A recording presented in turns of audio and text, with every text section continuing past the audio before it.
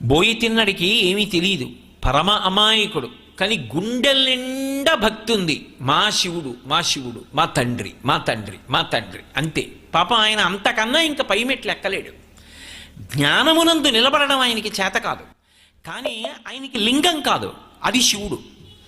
ఆ శివుడు తండ్రి. ఆ తండ్రి తినకపోతే తను తిండవు, అది ఆయన భక్తి. మనకి దేవాలయంలో కడితే అది విగ్రహం, నాబోటిగాడికి. తిన్నడికి అది విగ్రహం కాదు, తండ్రి శివుడు కూర్చున్నాడు. అందుకే గుళ్ళోకి వెళ్ళి చూశాడు. శివాలయంలో నిర్మానుష్యంగా ఉంది శ్రీకాళహస్తి. ఆ రోజున ఎవ్వరు లేరు. ఆయన అడిగాడు, శంకరా ఏమన్నా తిన్నావా అని అడిగాడు. పలుకుతాడా? ఎంత నీరసపడ్డావు, మాట కూడా మాట్లాడటలేదు, తినలేదని చెప్పడానికి మొహమాటమా? పరిగెత్తుకెళ్ళాడు. ఆయనకి తెలిసిన్నది అంతే, ఆయన ఉన్న భూమికి అంతే. ఆయనకి అంతకన్నా పాపం తెలియదు, కానీ కడుపు నిండా భక్తి ఉంది.